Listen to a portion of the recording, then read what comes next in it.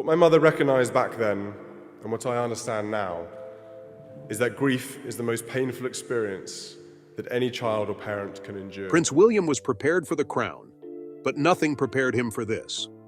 In a private room filled with silence and shock, Princess Anne read King Charles's final message. But I think for my brother, this is something he's been waiting for, and he's probably spent more time thinking about it. And it wasn't about William. What followed left the future king stunned, the royal family speechless, and the course of the monarchy forever altered. Why did the king place his trust elsewhere? And how did Catherine, the once quiet royal wife, become the monarchy's most vital figure? It was the kind of silence that fills a room and holds everyone still. No one moved. No one dared speak. Prince William had just heard the words that would change everything. It began with Princess Anne standing calmly in front of a small group of close family members. Her voice was steady, almost too calm given what she was about to reveal. She was holding a note, simple in appearance but powerful in meaning. It was written by King Charles not long before his health had taken a significant turn. It wasn't a speech for the public. It wasn't even addressed to the nation. It was a personal message intended for this private gathering. As Anne read the words, Prince William's entire posture shifted. His shoulders dropped, and he gripped the edge of the table in front of him. According to those who were in the room, he didn't speak. He didn't move. But it was clear that something inside him had shifted. Some described it as a kind of emotional collapse. Not dramatic or loud, but visible enough that no one could ignore it. For years, William had known he would one day be king. He'd been preparing his whole life, shaped by duty, surrounded by tradition, and guided by the example of his late grandmother, Queen Elizabeth II. The structure of the royal family had always been clear. When one monarch steps down, or passes, the heir steps forward. There was comfort in that order, predictability. But on that day, in that room, something felt different. The message from King Charles wasn't focused on William's future. It wasn't a speech about his strength, his readiness, or his rightful place on the throne. Instead, the king had chosen to speak about someone else entirely, Catherine. The decision shocked nearly everyone present, not because Catherine wasn't respected or admired, but because of the context. This was expected to be a personal, father-to-son moment. Instead, the king used it to highlight Catherine's quiet strength, her reliability, and the role he believed she would play in shaping the monarchy in the years to come. It wasn't a rejection of William. It was something else, a redirection. The room was filled with experienced members of the royal family, people who had dealt with the pressures of public duty for decades. Yet even they were caught off guard. The idea that Catherine, the Princess of Wales, might become a central figure in not just the support system of the monarchy, but in its actual direction, had never been spoken aloud in this way. For William, it was an emotionally complex moment. He wasn't angry. He didn't object. But those present say he seemed deeply affected. His entire life had been defined by expectation, following in his grandmother's footsteps, eventually wearing the crown, leading the nation. But now, his father's final words were shining a light elsewhere. Not because William had failed, but because Catherine had quietly risen. This wasn't the first time her strength had been noticed. Over the years, Catherine had shown a consistent ability to handle public life with grace and control. She never courted the media. She rarely made headlines for personal drama, and yet her presence was always felt.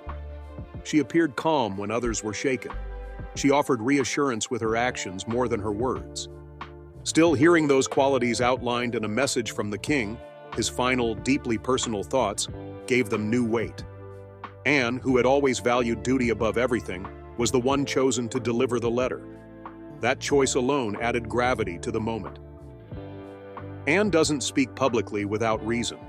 Her entire career as a royal has been marked by consistency, focus, and work that often goes unnoticed. That she stood by her brother's message spoke volumes. What King Charles had written wasn't a change in succession. William was still next in line. But the king had made it clear that leadership was about more than titles.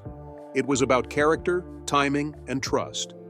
And when it came to who could help lead the family through uncertain years ahead, He believed Catherine had a unique role to play. This revelation didn't come out of nowhere. Over the previous year, Charles had grown more reflective. After being diagnosed with cancer, he began to withdraw from regular duties. At first, it was barely noticeable. Fewer appearances here and there, shorter speeches, less travel. But eventually, it became clear that he was taking a step back from the public eye. At the same time, other royals, especially William, Catherine, and Anne, began appearing more frequently. Those close to the king said that as his health declined, he became less focused on his image and more focused on legacy. He wasn't just thinking about what kind of king he wanted to be remembered as. He was thinking about who could carry the monarchy forward in a world that seemed more complex and uncertain than ever. Catherine had never asked for that kind of responsibility. She had never positioned herself for it. But through years of steady work, loyal service, and natural connection with the public, she had earned the trust of not just the people, but of the monarch himself. Back in the room, after the message was read, William didn't say much. But his silence was telling. There was no anger, no denial, just quiet acceptance and, as some later said, a subtle nod of understanding. In that moment, he wasn't just a prince or a future king. He was a son who had just received a message that reframed his future. Catherine, as always, said very little. She remained close to William, offering quiet support. She didn't try to take over the moment. Her presence alone seemed to provide reassurance, not just to William, but to others in the room. This wasn't a public ceremony. There were no cameras, no press. But the impact of that moment would stretch far beyond the palace walls. In the days and weeks that followed, conversations began behind the scenes. Advisors and senior royals quietly acknowledged that the monarchy might be heading into a new phase, one where leadership was shared more evenly, and where the public face of the institution would be defined not only by birthright but by capability and trust. The crown wasn't changing hands, but the shape of the monarchy, the way it operates, the people it leans on, was beginning to shift. It wasn't dramatic or sudden. It was happening quietly, through moments like this one. Her early life was grounded and unremarkable in the best possible way. She grew up in a supportive middle-class family, raised by her parents Michael and Carol Middleton, who ran a successful party supply business. Catherine attended local schools, joined in with sports, took part in school plays, and lived what many would call an ordinary life. There were no royal expectations on her shoulders, no future crown in sight. And yet it was this very background that shaped her in ways few could have predicted.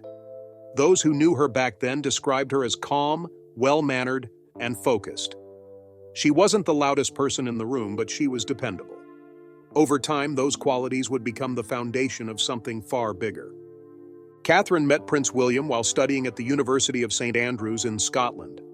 At first, they were simply friends. Then, quietly and without much attention, their relationship deepened. Unlike previous royal relationships that were immediately splashed across newspapers, theirs grew slowly and, for a time, privately. What set Catherine apart early on was her ability to navigate this growing spotlight without losing her identity. As the media began to take interest, particularly once the relationship became public, she remained composed. Even when the couple briefly separated in 2007, Catherine didn't seek interviews or attention.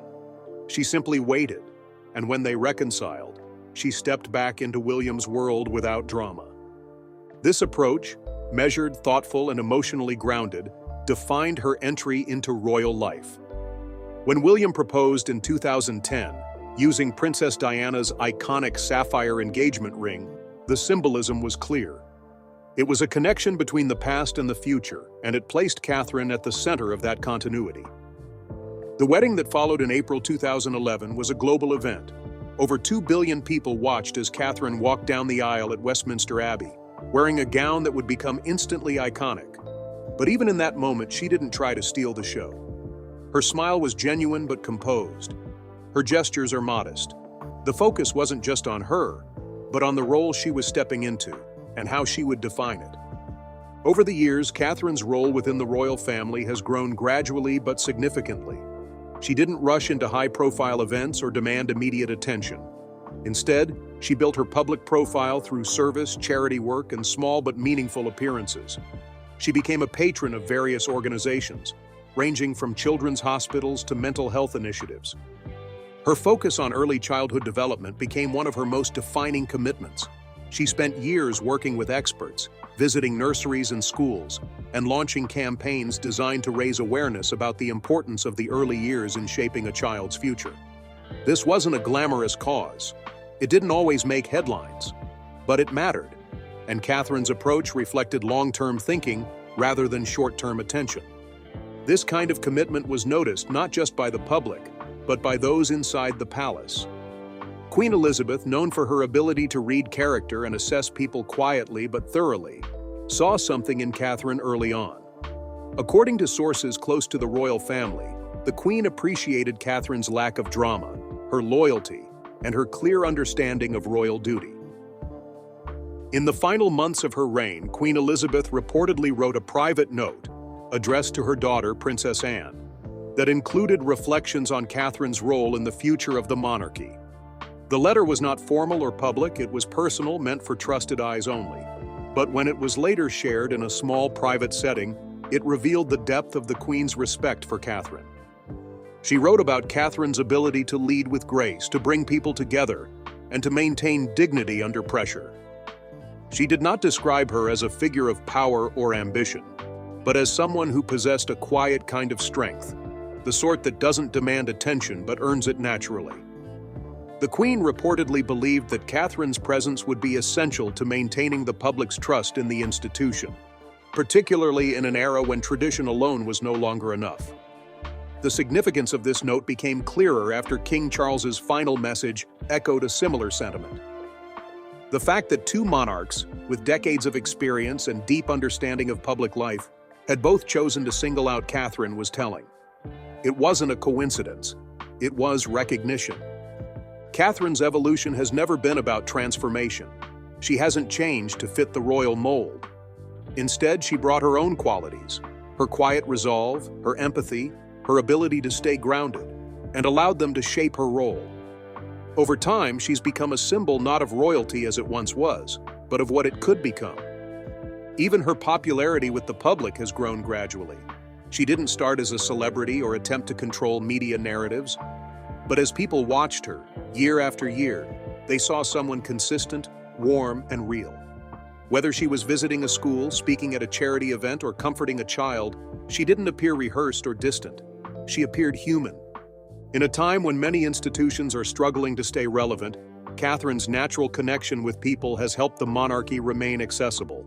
She isn't flashy, but she is visible. She doesn't speak often, but when she does, her words carry weight. And that balance between presence and humility has helped her build something rare: genuine public trust. Inside the palace, she is now seen not just as William's wife or the mother of future monarchs, but as a steadying force. She's been described as a listener, someone who avoids palace politics and focuses on work. Staff members often note that she treats everyone with respect regardless of position. That kind of approach creates loyalty, and in royal households, loyalty is invaluable. When Princess Anne read the Queen's letter in a private meeting with family members, the message was clear. Catherine was not simply part of the royal family, she was essential to its future. And in that moment, something unspoken became undeniable. The idea of a queen consort being influential isn't new, but Catherine's rise has felt different. She hasn't sought authority. She hasn't made bold statements or pushed against tradition. But slowly and steadily, she's redefined what leadership looks like in the modern royal family. By the time King Charles publicly confirmed his cancer diagnosis in early 2023, there had already been internal discussions about his health for months. The original announcement had stated that he was being treated for an enlarged prostate. But during those examinations, cancer was discovered. The exact type and severity were never shared with the public, and the palace was careful to maintain privacy. Still, behind the scenes, the reality was clear. Charles was facing a serious health issue, and the future of the monarchy could not afford to be unprepared. Despite the illness, Charles tried to remain active. He continued to attend certain events, albeit selectively. At formal appearances, he smiled, shook hands, and gave speeches. But those closest to him noticed the difference. His energy had dipped. He appeared thinner. There were moments when he seemed distant, almost weighed down, not just physically, but emotionally. Some described him as more introspective than usual. Friends and aides said he spent more time in quiet conversation, reflecting on his legacy and speaking about the responsibilities he may no longer be able to fulfill. It was a noticeable shift for someone who had spent decades waiting for the crown, only to find that once he had it, the reality was more fragile and complex than expected. At the same time, the structure of the working royal family was evolving. Prince William and Princess Catherine began to take on more public duties. Their appearances increased not only in number, but also in importance. They attended state functions, met with international leaders, and led key charity initiatives. Although no official change had been announced, the shift was clear. They were being positioned as the face of the monarchy's future. Alongside them was Princess Anne, who had long been one of the most committed members of the royal family.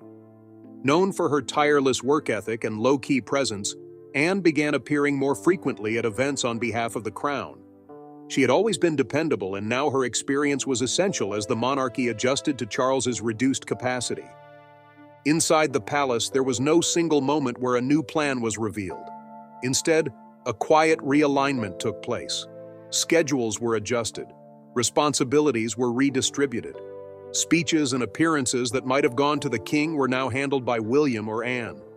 Catherine, too, was stepping forward, often in solo engagements that gave her a visible and independent voice.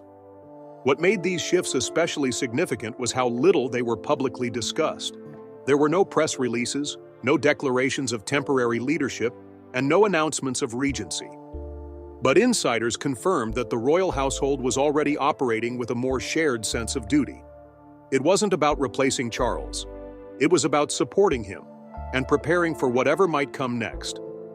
Charles himself was said to be heavily involved in shaping this transition. Despite his health challenges, he remained in regular communication with his senior staff and family members. He understood that the monarchy's strength had always come from its ability to adapt without appearing unstable. For him, that meant planning ahead without alarming the public. Those who worked closely with him described him as more focused than ever on the future, not just of the monarchy as an institution, but of the people within it. He was particularly concerned with who the public trusted, who they related to, and who they looked to for reassurance. In private conversations, he often brought up Catherine, not in a political sense, but in a personal one. He had seen how she interacted with children during hospital visits, how she led mental health initiatives without drawing too much attention to herself, and how she handled the pressures of public life with calm composure. In his final months of active leadership, Charles reportedly came to a conclusion that the monarchy would need more than hierarchy. It would need human connection. And in Catherine, he saw that quality clearly. Behind closed doors, Charles shared these thoughts with his most trusted confidants. One of them was Princess Anne. For decades, she had stood as one of the monarchy's most reliable supporters. She rarely gave interviews. She rarely featured on magazine covers. But she did the work, day in and day out, with little fanfare. That quiet strength had earned the respect of her brother, and now, in this delicate moment, he turned to her for something more personal. Anne became the keeper of the message that would eventually be read aloud to William and other close family members. It wasn't just a letter, it was a statement of values, a reflection not just of legacy, but of trust. And it was Anne's job to deliver it at the right moment. In the meantime, palace staff noticed changes in how engagements were assigned. Catherine's solo appearances increased. She began holding more direct meetings with advisors and charity leaders. William also became more involved in state matters, though it was Catherine who increasingly drew attention for her ability to connect with people in a grounded, personal way. This wasn't a competition, it was a recalibration. The monarchy was subtly preparing itself to function differently. It was less about a single leader and more about a reliable team. A family that could share responsibility and hold the institution steady, no matter what challenges came their way. The atmosphere in the palace during this time was described as serious but cooperative. There were no public dramas, no visible signs of conflict. But the weight of what was happening wasn't lost on anyone. The king's illness had introduced uncertainty, but in response, the people around him had quietly stepped forward, not to replace him, but to reinforce the monarchy in his stead. That reinforcement was not just structural, it was symbolic. Public trust had taken hits in recent years, from royal scandals to media controversies. The monarchy couldn't rely on tradition alone. It needed figures who could earn trust in real time through actions that felt real and personal. That's where Catherine's presence mattered most. Her growing influence wasn't declared. It wasn't planned out in press briefings. It happened organically, through the way she carried herself and the consistency with which she worked. In a time of private uncertainty and public scrutiny, she provided something that many people, inside and outside the palace, had been looking for: quiet reliability. As King Charles took further steps back from his public role, those closest to him understood the broader implications. They weren't just managing his schedule, they were managing a slow, deliberate transition, one that required care, discretion, and a long-term view. And so, while official titles remained unchanged and while Charles continued to be king, a new structure was quietly taking shape. One where leadership was less about a single figure and more about shared purpose. One where roles were earned through trust, not demanded by birthright. One where Catherine, without ever asking for it, had become essential to the institution's strength. What makes Catherine's ascent unusual is that it hasn't been loud. She hasn't made bold public declarations or taken on flashy causes. Her approach has been gradual, thoughtful, and remarkably consistent. Over the last decade, she has carved out a space for herself that balances tradition with modern expectations.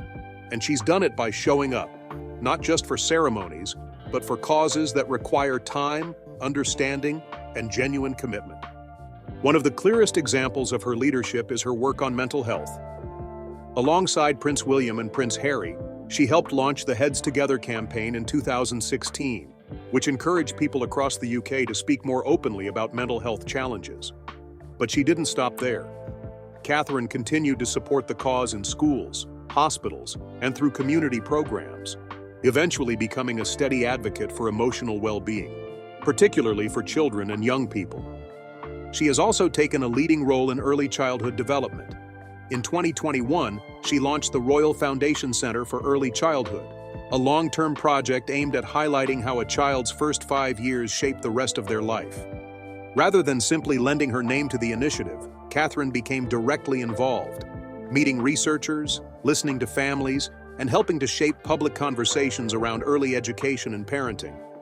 It wasn't glamorous, but it was deeply impactful. This quiet, purpose-driven work has helped Catherine gain something that can't be forced: public trust.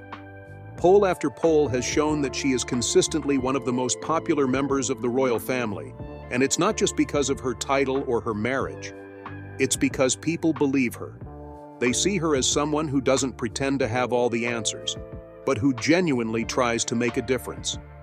Her public image reflects this balance. At formal events, she dresses with elegance, follows royal protocol, and maintains the dignity expected of a future queen. But she also spends time engaging with children at schools, comforting patients in hospitals, and sitting down with families going through hardship. There's a human element to her that cuts through the ceremony. Whether she's speaking to a head teacher or kneeling down to talk with a child, she listens. That small act, listening, has become one of the things that defines her leadership style. As a result, Catherine's public appearances have started to carry more weight. When she visits a children's center, the coverage often focuses not just on what she wears, but what she says and how she interacts. Journalists and royal watchers have noted that her solo engagements increasingly draw large crowds and significant media attention. Sometimes, even more than those attended by Prince William.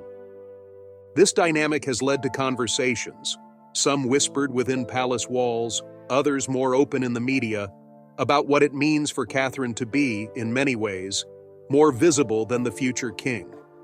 It's not about competition or rivalry, but it does raise important questions about how the monarchy evolves. If people increasingly see Catherine as the face of modern royal leadership, what does that say about the institution's future? Inside the palace, there have been quiet acknowledgments of her growing influence. Catherine has developed strong working relationships with senior staff, advisors, and even other royals.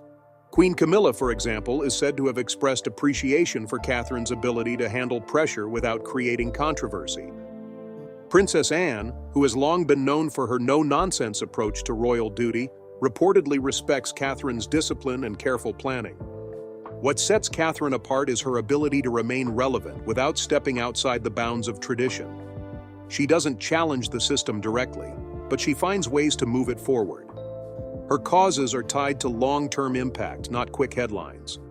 Her style of communication is more about connection than performance. Social media has helped amplify this approach. Short clips of Catherine laughing with children, offering quiet support to families, or speaking passionately about mental health often go viral. But unlike many public figures, her appeal online doesn't come from a manufactured persona. It comes from a sense of realness, of someone doing the work day after day without demanding attention for it. This consistency has made her a kind of unofficial ambassador for a softer, more relatable monarchy. People see her not as a distant royal figure, but as someone they could talk to. That relatability has become increasingly valuable as the royal family faces growing scrutiny and pressure to modernize. There are, however, challenges that come with this level of public admiration. Some sources have suggested that William, while fully supportive of Catherine, may feel the weight of rising expectations. He is still the direct heir to the throne, and the public focus on his wife can sometimes create a complex dynamic. There's no evidence of conflict between them, but observers have noted that William has, in recent months, started speaking more personally in public, sharing more about his emotions, his hopes, and his experiences as a father. This shift may be a response to changing public preferences. In a world where leadership is increasingly judged by emotional intelligence and accessibility, both William and Catherine are adapting. But while William represents continuity, Catherine often represents connection. And that balance is becoming more central to the monarchy's survival.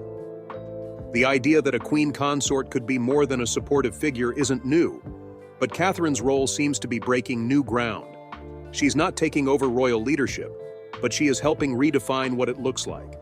She's not at the top of the hierarchy, but she's often at the center of the public conversation. Her growing presence has even raised speculation about whether she could take on a more independent role in the future. Some commentators have asked whether she might eventually be tasked with leading specific royal branches or overseeing new initiatives aimed at engaging with younger generations. These aren't formal proposals, but the conversations reflect a larger truth. People are paying attention to her not just because of who she married, but because of who she's become. Catherine's influence isn't loud or political. It's steady, emotional, and earned over time. That makes it harder to measure, but also more enduring. She represents a kind of leadership that is based on trust, not authority. And in a monarchy where public perception is everything, that kind of leadership may be more valuable than ever. As the royal family moves into a new chapter, facing generational change, public expectation, and global attention, Catherine stands as both a symbol of continuity and a driver of quiet change. She hasn't asked for power. She hasn't tried to outshine anyone. But she has, in her own way, become indispensable. After Princess Anne read the final words of King Charles's private letter, the room fell into a heavy silence. No one spoke, not out of formality, but because there was nothing left to say. It wasn't just a message, it was a moment that shifted something fundamental within the royal family. The king had not issued an order or a demand. He had shared a truth, a deeply personal one that would quietly shape the future of the monarchy. Prince William remained still. His posture was tense, shoulders drawn up, jaw set. He hadn't expected this. Most had assumed the king's final reflections would focus on continuity, on affirming William's preparedness to take the throne. But the letter had taken a different turn. Instead of centering on William's readiness, it had focused on Catherine, on her consistency, her strength, and her growing role as the person who could help guide not only the family but the institution itself. The words had landed like a weight, not because they were unfair, but because they were honest. And that honesty requires William to look at his role differently.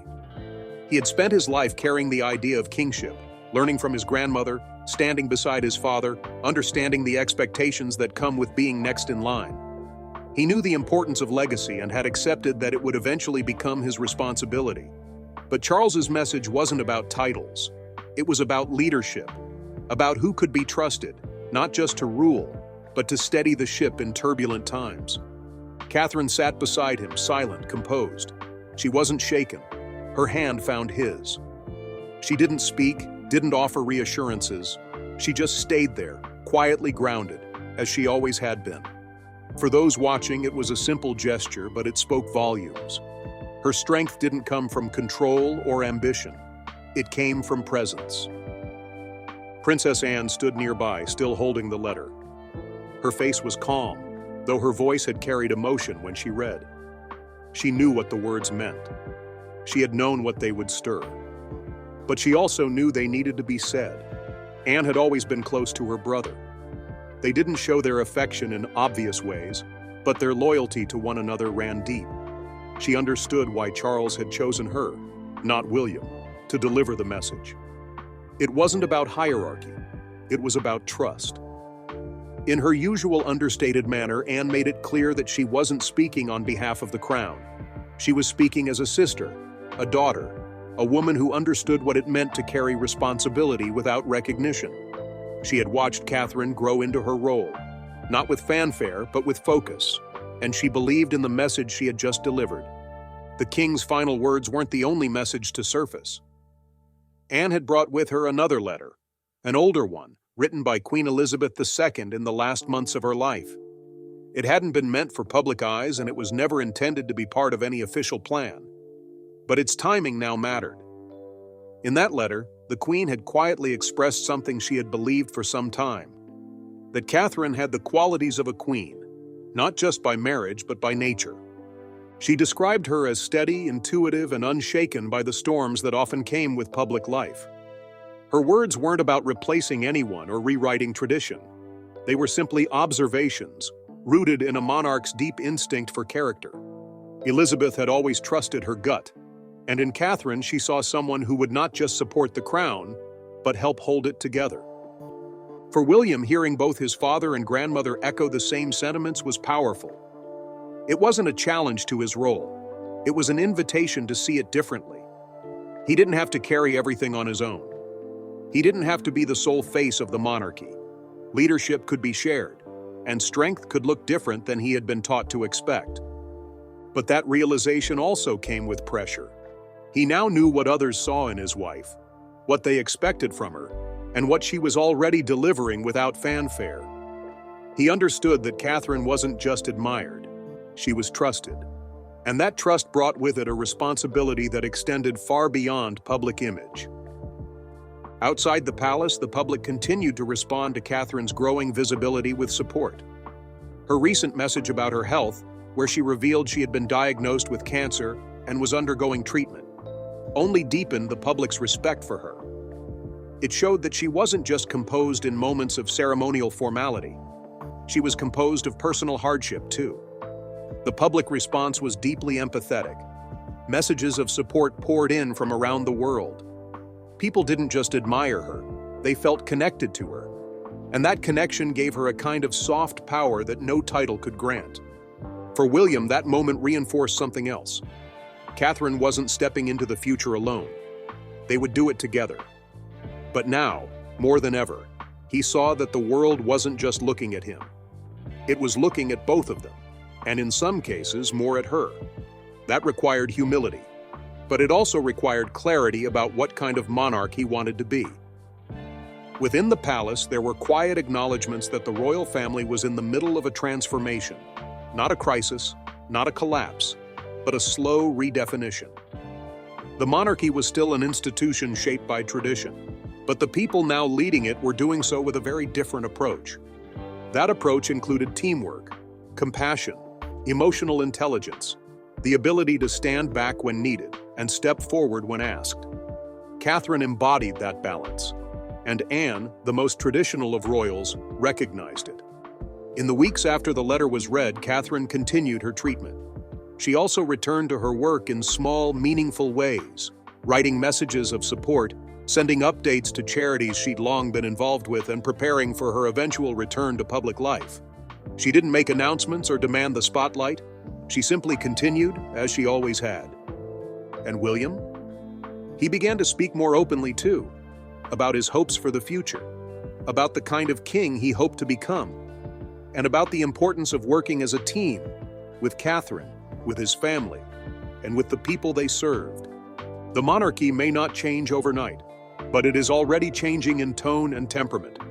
The strength once associated with formality is now being paired with authenticity. The silence once used to shield pain is now being broken, gently, with honesty. Catherine didn't ask to lead this shift, but her quiet resilience, her unwavering presence, and the trust placed in her by both a king and a queen have made her central to it. Not because she is taking power, but because she has shown she can carry it with care. And for William, that is not a threat, it is a gift. As the family looks ahead, they do so with a renewed understanding that leadership no longer belongs to one voice. It belongs to those who show up, remain steady, and lead, even when no one is watching. In that sense, Catherine may be one of the most defining royal figures of this generation, not because of the crown she may wear, but because of the role she's already playing, every single day.